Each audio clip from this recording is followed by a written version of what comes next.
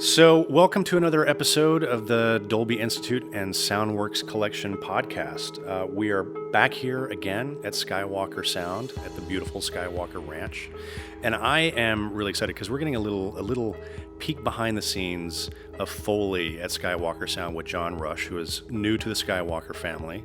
Welcome to the podcast. Thank you. Good to be here. And we are here at an interesting time. The new Foley stage for John is just finishing construction, so this is really kind of an exciting time, and it must be a thrill to get to build. You said this is not the first time that you've built a stage from the ground up. This indeed is not the first time I built a stage from the ground up, but it is certainly the first time there's been a understanding of, okay, how can we do it and do it right? Right. Which is wonderful.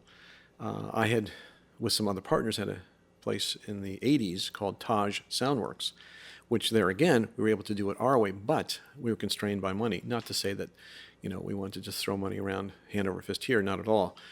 But they do understand what's necessary. In other words, if they want it to be done world class, here's what we need. Yeah. And there's been no roadblocks to that, which has really been great.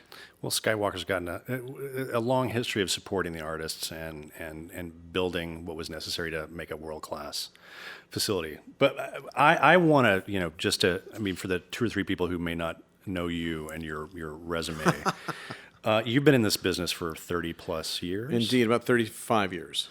And I took the liberty of looking up some of your credits, and this is just an amazing set of movies and an amazing set of directors and sound supervisors and designers that you have. And to me, the hallmark of somebody who's really good at their work is when you keep working with the same people over and over and over again.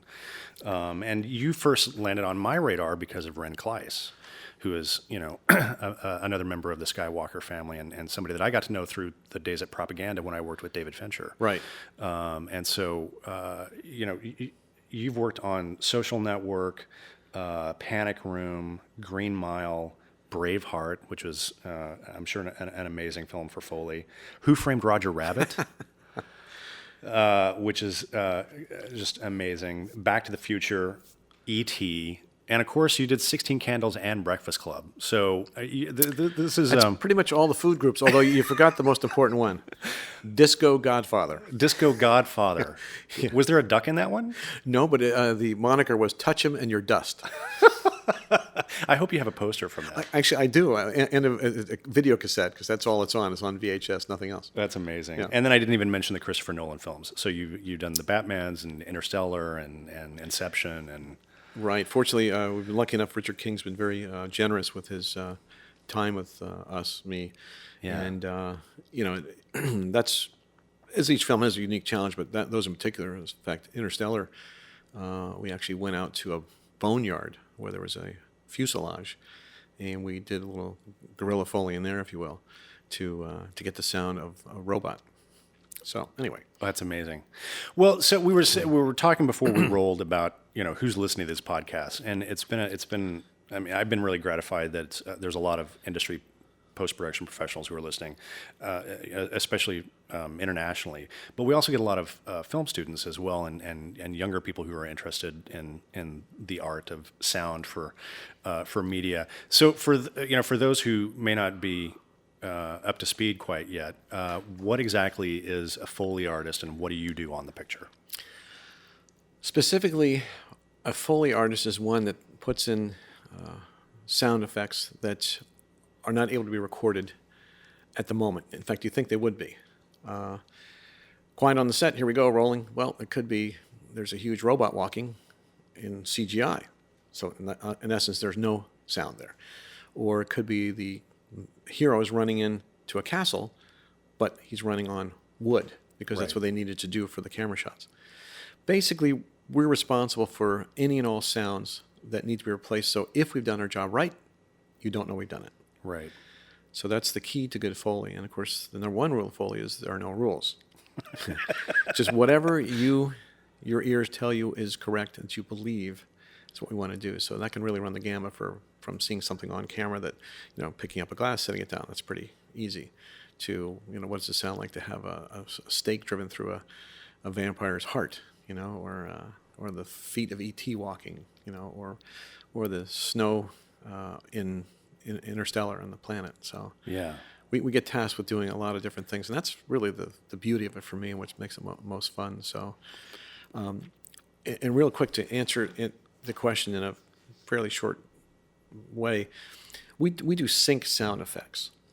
Okay, it's called Foley, named after Jack Foley, who came up with the system, or the idea, I should say. But really, we do, as I say, sync sound effects. We're watching the picture and performing at what we see at the moment, and then it's taken and edited in a way that it will fit in correctly with all the other elements, because we're just a subset of the overall sound job.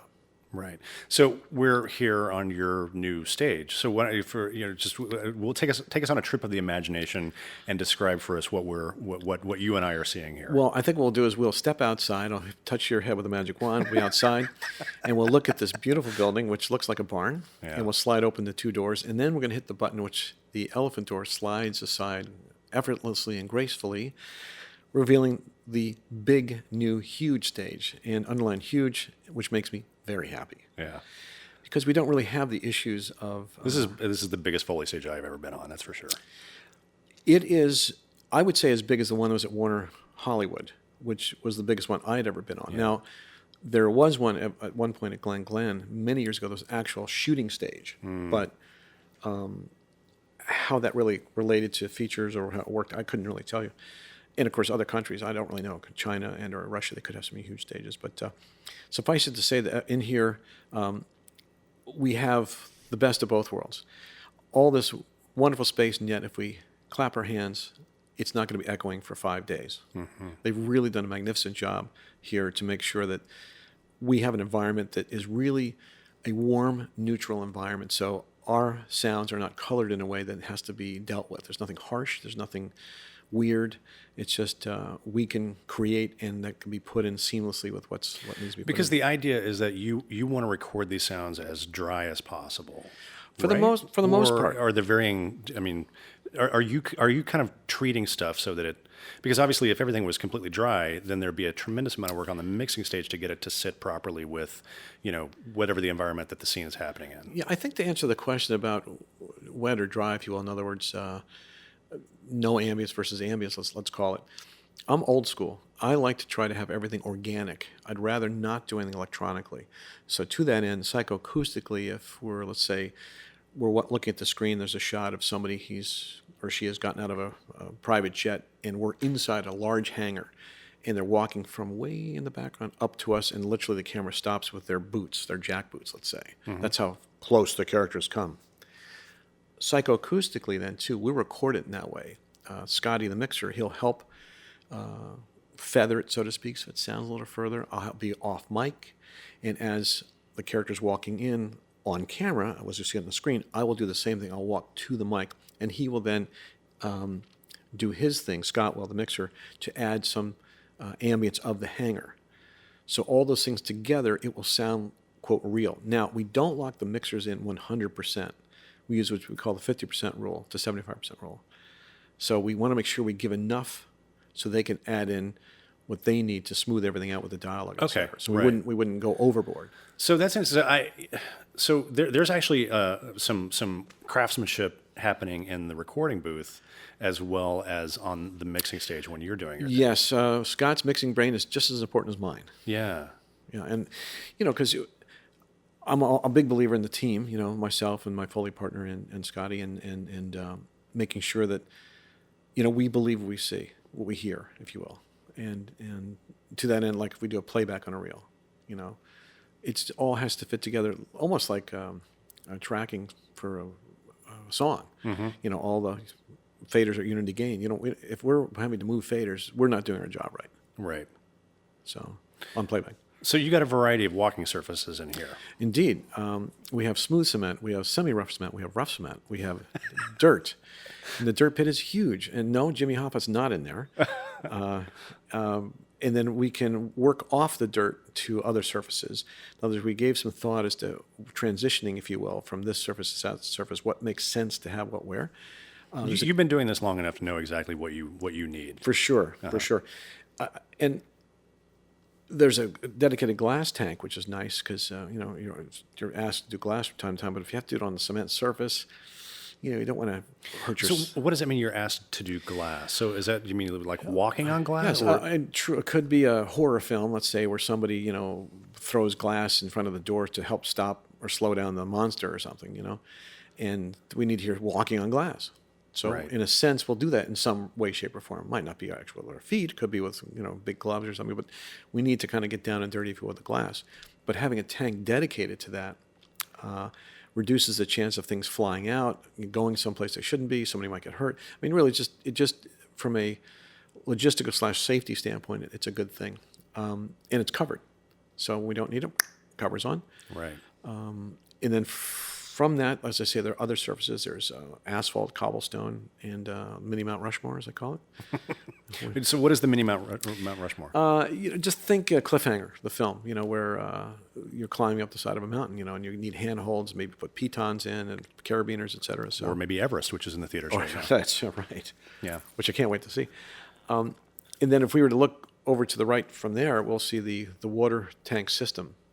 It's a series of 3. One's gradiated from level going down 4 inches. So in other words, we can create a little small splash area that we want, and then that dumps into what's called a little bathtub tank. So we can either sit in there or work in there or whatever, or it can actually be in that one and use our hands in the main tank, which is a big enough little swimming pool, if you will, big little swimming pool. So, but that main tank, it looks like it's what it says. 4 about feet 4 feet across and deep as well. Oh boy.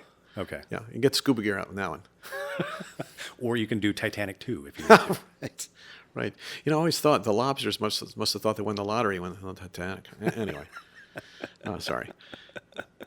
So, did you have the opportunity to consult with the Skywalker team on the design and the layout of the stage as it was coming together? I did, and actually, via Taj Soundworks, Ed Bannon, who was the chief engineer there and technical brain, he's a friend of mine, and he helped consult with me on this. And then, of course, Steve Morris and Jim Austin, Right. Jim being the lead man, and then the incredible construction company, Plath. I mean, amazing job they've done.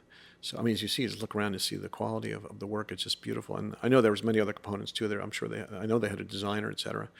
But all told, I'll be able to do what's required from snow, water, wind, rain, just regular old footsteps. Whatever it is, we can do it here. So this is a big stage. It's got a big screen sort of at the midpoint, and then you've got prop storage behind the screen. Correct. And the surfaces in front.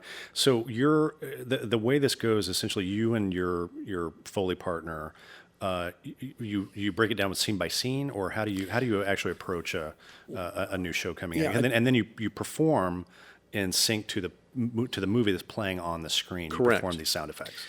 Typically, we'll approach a day where, let's say it's day 1 on a film, and we will run the reel. We'll look at it, make some notes, and we'll decide between my partner and myself, okay, who's going to do what feat. I typically do men, and my partner typically do women, but that's not to say it's not interchangeability. And we will do the feat first, because I like to have that as the bed, as does Scott, to kind of work off of.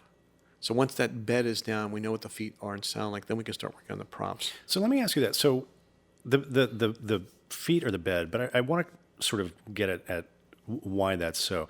I mean, obviously, I've spent a little bit of time on set, and the most important thing that the director and the crew usually on set that they're working on, they're focused on trying to record the dialogue. Correct. Their main concern is getting the performance of the actors. So they're using very specific directional microphones because they don't want to get outside extraneous stuff. So that makes a pretty empty track, and that's why, Steps is sort of a natural way to get into it because all that stuff isn't there. Right.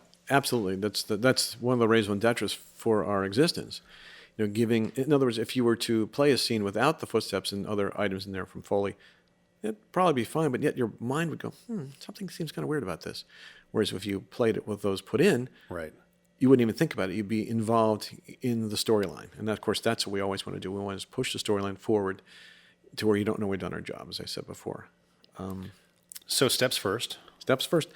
Then props, of which Typically, there's some that kind of I gravitate to, and some my partner gravitate to, and we'll sit down and we'll literally go over the cue sheets and decide who's going to do what, and we'll go out. I'll do a run of things, if you will. Let's say maybe I'm going to do a run of doors, and then my partner will go do a run of paper. I'll go out and do a run of swords. Kind of tag team that way, if you will, to get through the reel. And the other thing I was going to say too is typically we will work from foreground to midground to background. Oh, okay. Interesting. There is And is that because you're prioritizing your time? Or- no, because that's the best way to place things in perspective. So when you play it back, it plays back naturally. There's one major exception, and that is rain. Whenever you do rain, you must do the rain background first. Interesting. Why? It's almost like a watercolor. You need to have the wash on first to be able to add the detail, because rain is so all-encompassing from a EQ standpoint. It's on all the frequencies. It's on all the frequencies, and I found it out the hard way on a film called. Let's see, goodness, now I'm having a senior moment. I'll think of it in a second. K. Rose, The River, in the picture, and that film. It's an interesting film to watch actually, because it starts out a kid's got his line in, he reels in a little, it's a beautiful day, and the clouds are starting to come over. Next thing you know, we see a raindrop on a pedal, and then another one, till we get to a flood. We actually Foleyed all of that. Well, okay, so this is something I'm curious about, which is what's the delineation between sound effects and what's happening in editorial versus what you're covering on the Foley stage? Because I would think rain, that's editorial, but you're actually recording that stuff in many instances on the Foley stage. Well, fortunately, this is an easy answer to give. We really do what it is that's asked to be done by the supervising sound editor, designer / Foley editor, no more, no less. That being said, there are times when we are asked to do rain, or maybe let's say it's a scene where the cowboy comes up to the door and he's got his hat on, his drover jacket, etc., and he knocks on the door, and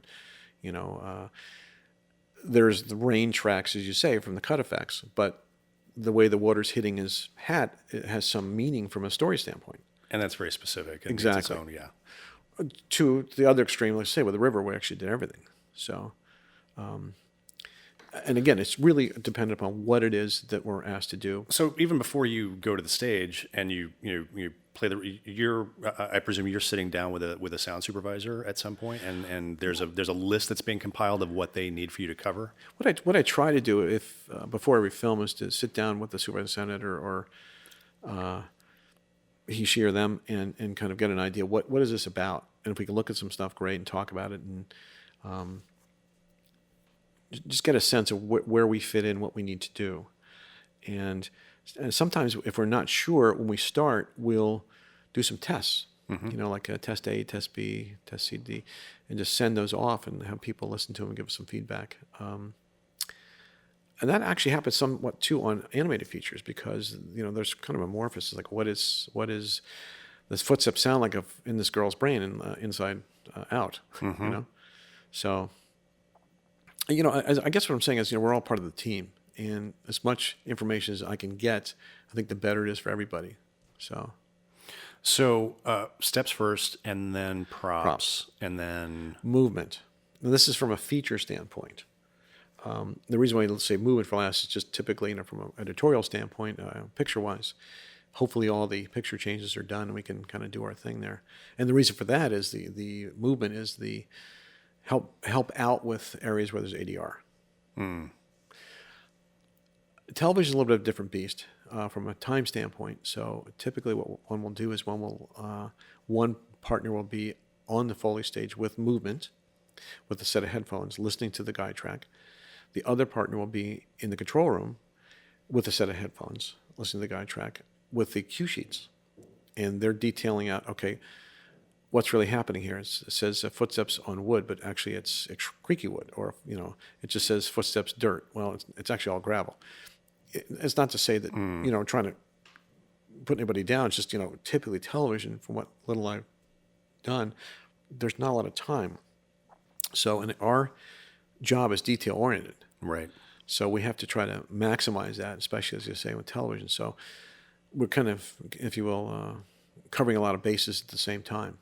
by covering the movement, first thing gives both Foley people a chance to look at what's coming up, and then also vet the cue sheets to make sure they're correct and or make adjustments as need be. Right. But you said something that I wanted to follow up on, which is that particular part of the job becomes really important if there's a lot of ADR Right. In the film, because ADR means replacing the dialogue, which means there's no production track, and so you've got to fill out everything. So movement basically comprises what, essentially?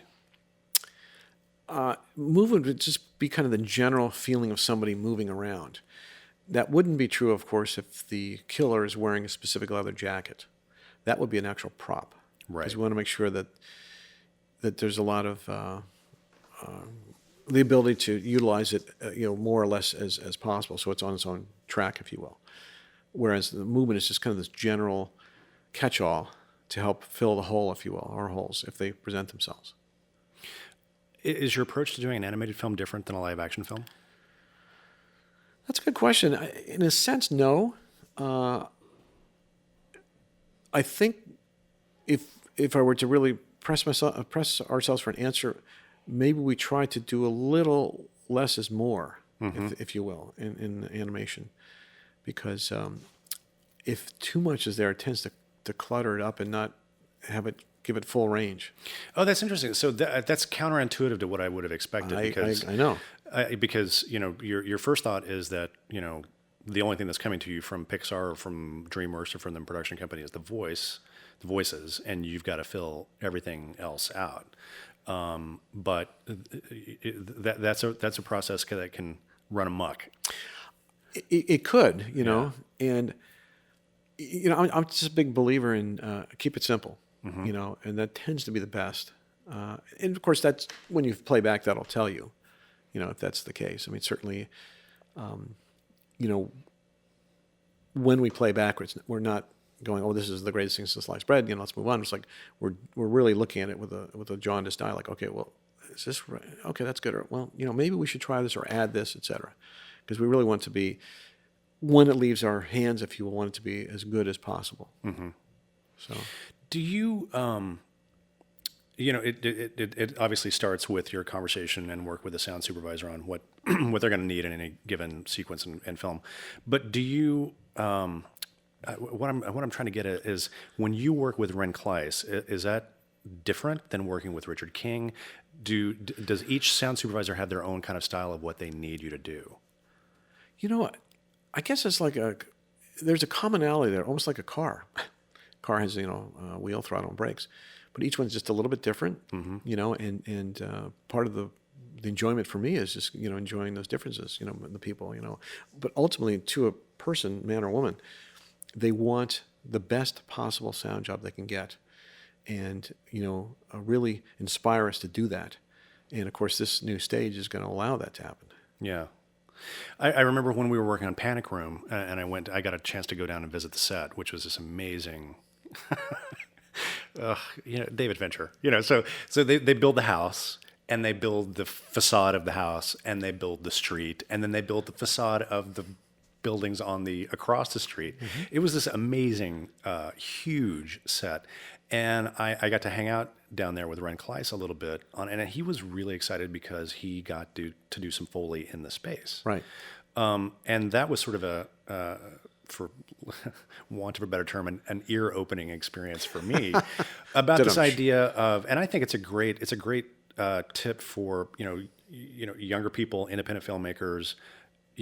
Do wild Foley in the location. Sure. I mean, as long as it's consistent with what needs to happen. If it's the castle and it's on plywood, well, of course. Right. Yeah. By the way, do you know how much they spent on that set? On the Panic Room set? Mm-hmm. I shudder to think. I could be completely wrong, but I'm going to say something like $15 million. Yeah. And in fact, I was down there with my partner at that time, with Ren, recording some we call wild/guerrilla Foley. Would you guys go in? So you guys obviously would go in not when the first unit was shooting. So Correct. You would go on nights, weekends, or no? I think they would be off shooting something else, and you would go to a different. I think it was a Saturday actually. We just went down there for like 3 or 4 hours. Yeah. Just did some footsteps mostly, a couple props maybe, but it's mostly footsteps because that ambience there was incredibly unique. Right. And Because they'd actually built the whole, you know. it was amazing. And I remember working with Ren on the game, and the way he handled footsteps and props, in Michael Douglas's mansion. That was a completely new experience for me because the way the stuff was recorded and the way it was treated made it feel like it was inside a museum, like a mausoleum that gave you an understanding of the character's emotional state. I think there's your answer, by the way. And to the what do all the editors, supervisors, designers share? Just that. They all want to hit that mark, Right. for the person they're working with or for. So, that's to me is what it's all about. It's just really wonderful. So you have this big, beautiful stage, but do you get much of a chance to go out and do kind of guerrilla stuff on location, or is that's pretty rare? That's pretty rare.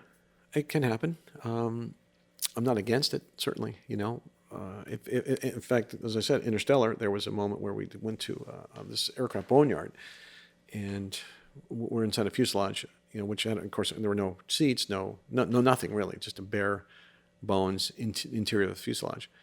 But we're able to approximate what it was going to be like in this capsule, this mission capsule, with this robot footsteps, which were a little problematic.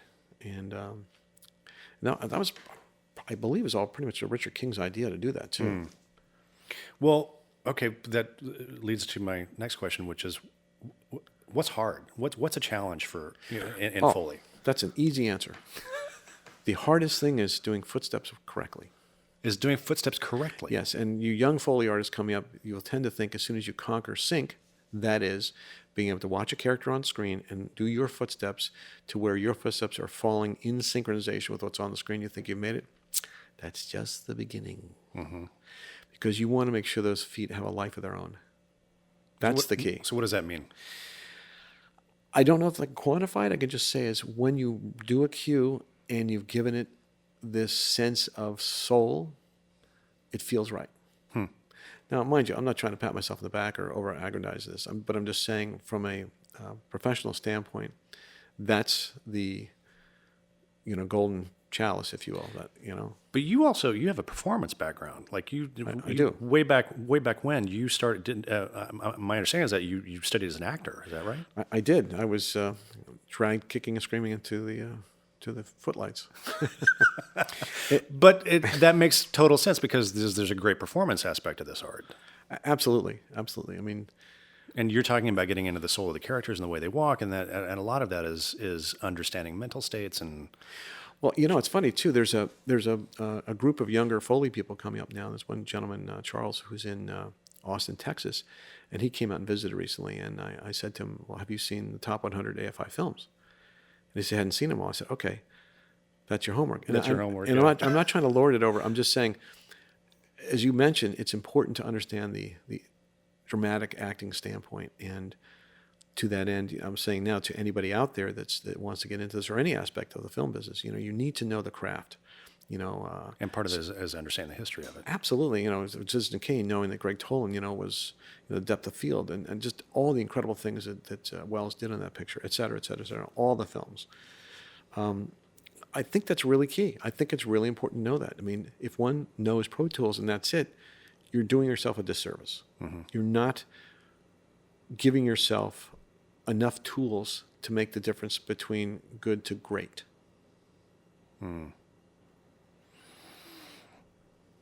So, I presume because you had an acting background, you didn't dream of being a Foley artist when you were a little boy. So how did you end up doing this gig?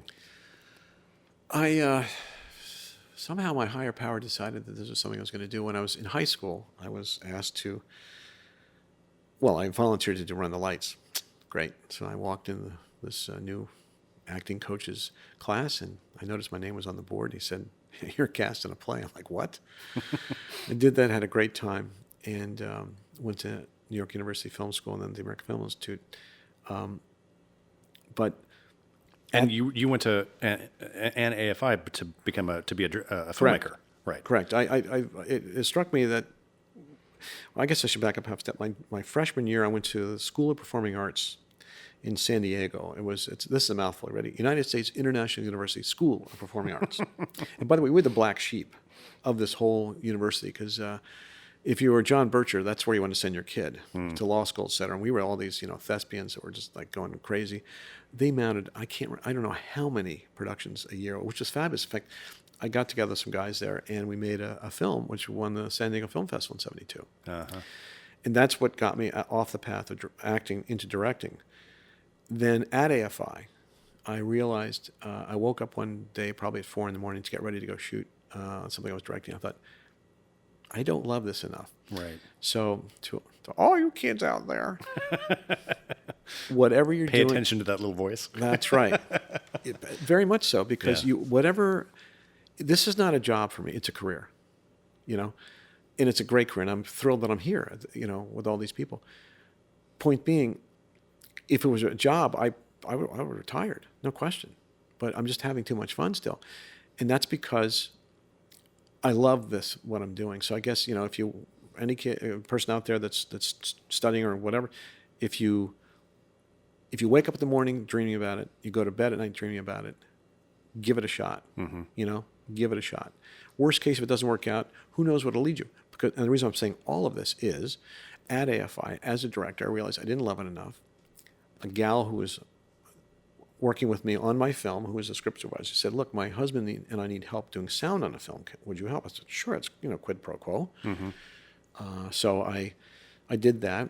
I was breaking down effects, and they said, "Well, come to the Foley stage," and I did that. And I thought, that's a stupid job, and went home. So you guys had a Foley stage at AFI, or you guys? No, this was actually, you went outside for that. Right, outside facility. And again, I didn't know anything other than just, okay, I'm helping these people who helped me. Her husband called me and said, "I like what you did. I'm working the next day at Goldwyn Studios, which had a Foley stage. Would you help?" I said, "Sure." As I was leaving my apartment in Venice, California, in my convertible, therefore the top was not on, I'm backing out, and I almost run into the woman who was managing my apartment building. I go, "Oh, God, Joni, okay? Hey, Johnny, how you doing? Where are you going?" "Well, I'm going to the Foley stage." "Really?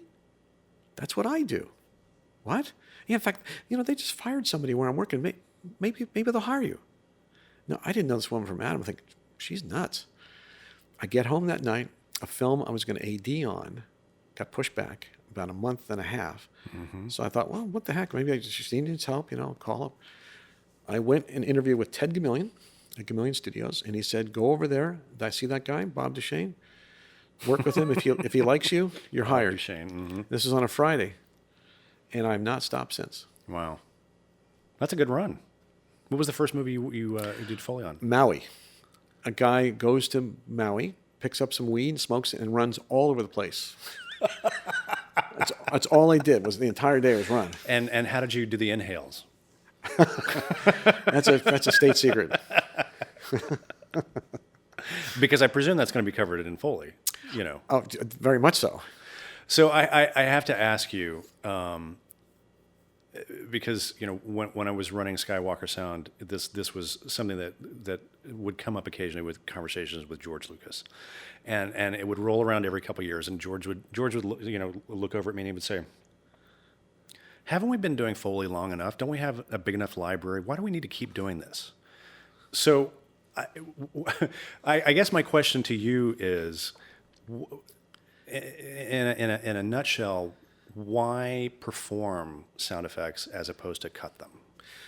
I think that's a good question. And in a sense, you'd think, well, yeah, why can't we just pull it from a library? And there it is. But it's missing the point. The heartbeat that we give it at the moment by performing to the picture at that moment cannot be replicated, duplicated, anycated from a library. Mm-hmm. It just doesn't have that soul, in my experience.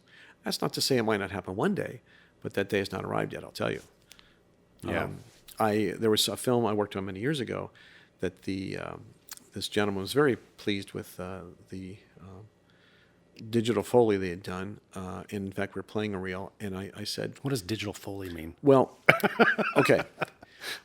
We played a reel back before we were going to start doing it, and I said to the guy, I said, why was I hearing all this machine gun stuff off stage? What was that? He goes, "Oh, that wasn't machine gun.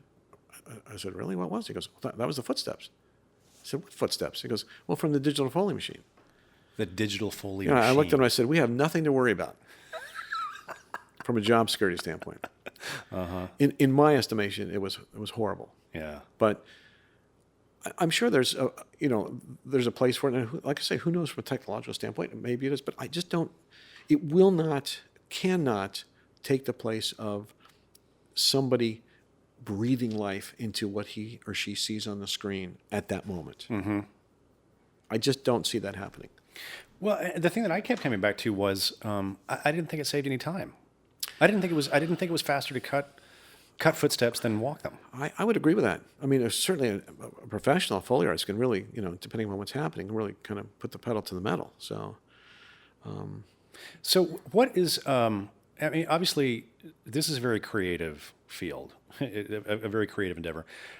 What are some of the, I hate to ask you this for, tricks of the trade, but some of the things that immediately popped in mind, the most kind of I think we've all seen the movie trailer with the celery crunch for the, for the bone, right? That kind of thing. But can you give us some little tidbits of interesting problems that you've solved on the Foley stage? tricks of the trade, well, of course, I gave you the big one with rain. But I think moreover than that, just mic placement. A lot of people, in my experience, at least who do not have a lot of experience, I should say, tend to put the mic in one place and just leave it there. Have fun with it. I mean, what you see on the screen, picture-wise, that is the perspective you want the mic to be. Mm-hmm. Okay. And really, in essence, that would be the biggest, gift, so to speak, I could give the audience, because that, to me, really helps create an organic feeling, as I say. To me, things that are done organically just sound better. Right. And then the other thing is really, the best computer that one has is not Pro Tools. It's what's between your ears. Mm-hmm. And using that and your ears. Mm-hmm. That is key. Don't get locked into this trick here with this, taking this off here at 50 hertz, or let your ears be the guide. Let your innate sense of what's right, what's tasteful, what breathes life into what you're seeing. Let your mind and your ears take that and run with it. That really, I mean, might sound silly, but to me, that's key. But you're doing a lot of experimenting. You're moving the microphones around. You're trying different surfaces. If you're doing water stuff, you're putting the microphones in the water. I presume it's Sometimes. Sometimes, yeah. And sometimes they fall in by mistake. But no. Well, how do you? So, you talked about that the hardest thing to get right is the footsteps. But if you're Correct. doing something like a Transformers movie or an Iron Man, so you're having to do footsteps for some 2-ton metal thing, or in the case of a Transformer, a 150-ton metal thing. How do you walk that? Well, I guess what you have to do is think outside the box. That is, if you would just try to to answer that question specifically, if you try to take a big piece of metal and just kind of bang it on the cement, that's probably not going to work. Mm-hmm. So layering is your friend, if you will. In other words, using multi-channels. So maybe one channel is the surface, if you will. The next channel is more the weight feeling, and the channel after that is something else. So combined, it gives you the sense of this huge, living robot. Mm-hmm, mm-hmm. And there again, really, it gets back to it's your mind. That's the greatest tool you have. I mean, there are no mistakes in Foley, right? Because you can easily record over it. Sure. So have fun. Has the art of Foley and has the aesthetic of Foley changed since you've been in the business? Pretty much as like everything else, there's a cycle. So when I started, there were not many people doing this job, and it was pretty much monkey see, monkey do. Pick the keys up, put the keys down. See a sound, hear a sound. Right. Uh-huh. Then we got into Back to the Future, Who Framed Roger Rabbit, that era. And that was with Chuck Campbell, actually. And one of the legendary sound supervisors. A fantastic human being, certainly as an editor, one of the top people that I've ever had the pleasure to work with. And there again, he'd say, Johnny, have fun. So when the plutonium gets sucked into the DeLorean, you know, we did a thing with our little vocal thing. We did something with the air compressor. We did, you know, we just had fun. I mean, the opening scene to that film has Marty, you know, coming to Doc's lair Right. and turning on the amp and blowing the amp up. And even when he flicks the switches, the switch flicks, we did those, and then dialing up the power. You're saying it. I remember the sound. Tim Sadler, who was a mixer with me at that time and a partner at this place, Taj Soundworks, he came from music, and he said, well, you know, we can take now. Forgive me, folks out in the audience. I'm probably going to get this wrong. I'm going to say a sine wave generator or something like that. It might not have been that, but no angry emails, please. But basically, We'll blame our aging memories. thank you. But what Tim did was he basically set up with me. He said, here's a control. And I was in the control room. He says, so all you need to do is turn it, and it will go step from up as you're turning it. So that's what I did. I'd watch screen, and it was great. And see, there again, too, it wasn't just me. It was that he was Tim, the mixer, or you know, Ed Bannon, the chief tech there. You know, he actually blew a speaker up. He really did. You blew it for the movie. Yeah, he did. You got to blow that speaker up. Right. So getting back to your question then with the ARC, then we've hit a period of time, 90s into the 2000s, where two things have happened. One, we no longer have, let's call them A, B, and C films as far as budgets go. We only have now A and then D. C minus to D plus. And there's That's nothing it. in between. There's nothing in between. That's right. Yeah.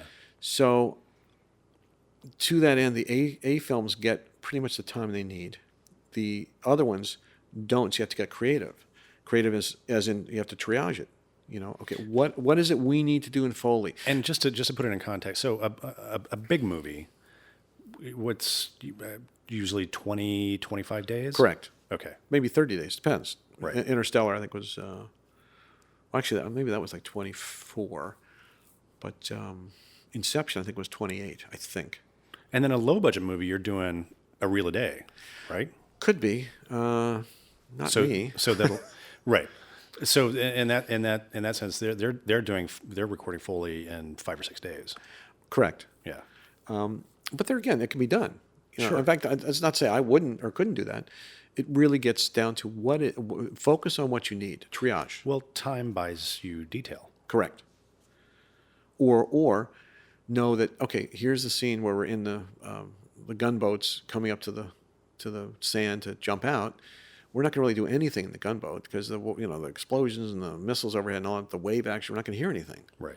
But when we get to the beach, again, I'm just playing devil's advocate. When we get to the beach, with that we need to hear that stuff. Or conversely, Oh, I see. So you're anticipating, there's going to be a bunch of stuff here. So we probably don't need to do finely detailed work in this sequence. To be clear, if there's a film that does not have much time, and I get a chance to sit with a supervising or sound editor, he, she, or them, I will ask the question. Not to say I'll do whatever anybody wants. Of course. But I'll ask the question like, okay, do you want that there? Or maybe should we consider concentrating something else? And I would say nine times out of 100 anyway, that's probably what they're going to say. Let's not worry about that. We're in the boat. Let's just deal with it when they come off the beach or whatever, So that way there's a chance then for us to detail out what we can detail in the time frame that we have. So the budgets have gotten bigger and smaller. It's the craziest thing, I'll tell you. And what other trends have you seen? Somewhat, sometimes Foley artists being asked to work by themselves. Never a good idea. Just because the workload is great, but I'm not saying I'm not afraid to work, but I think This is very physical work. yeah, indeed. But again, that's an aspect I love about it. Right, but how do you take care of yourself? I mean, I presume Triathlons. you do some yoga. You do some Triathlons. really? Yeah. Yeah. Although I haven't done one the last couple of years, so I don't want to sound like them. But I'm going to get back. That's why I want to jump in the pool here. Yeah. So I guess that's one thing I've seen. And also, too, I've seen a lot more Foley starting to happen in video games. Because in a sense, you could say, well, gosh, they're making more money than features are. Than movies are, yeah, sure, yeah. So, And I think there's a desire. We did a podcast episode with some of the guys from Naughty Dogs about Phil? Yeah, Phil. Yeah, He's a great guy. Phil and Rob. And I think there's a desire to make that experience more cinematic, and so that makes sense that they would emulate some of the techniques that have been tried and true in cinema. right. In fact, not only are they trying to make it more cinematic, it is amazing. I worked on one recently. You could hardly tell the difference between what's real and what's from a computer's mind, if you will. Right. So, and that's exciting, because animated feature, let's say something along the lines of Pixar, Walt Disney, et cetera, they have their own flavor, versus a video game, tends to be really gritty, and that's really a great challenge. Sure. So you've been doing this 30 plus years. What keeps it fresh for you? each film is unique, and I love that challenge. Has its own problems to solve. Indeed. And of course, here on the stage, there's just the problem of like, okay, well, what shoes are going to sound good here versus where I was?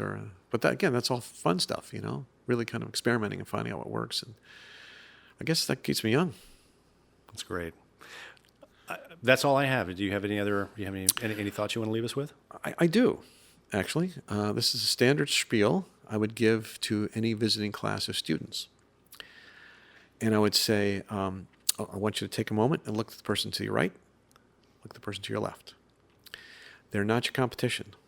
They're people, they're brothers or sisters in arms that you want to help lift up as you are. Because the better they do, the better you'll do. Because it's not doing it on your own. It's doing it with other people helping you and vice versa. And that is a key component to success in this business, the film business, which we love. And also, too, remembering those people that maybe are not in the food chain up as high. So, if you're supervising sound editor on a big feature and somebody's going to get you a cup of coffee, remember their name and thank them. It'll go a long way karmically, trust me. Because you may end up working for him someday, too. You never know. Thanks, Glenn. Well, I can't think of a better way to end the conversation with that. John, thank you so much. It's been a great pleasure checking out your new Foley stage here at Skywalker Cool. Sound. And we'll wrap it up. This is the Dolby Institute and the Soundworks coming to you once again from Skywalker Ranch, where we tend to spend a lot of time talking with sound professionals in this business. But it's been great. Thanks for being on the show with us, John. Thank you, too, Glenn.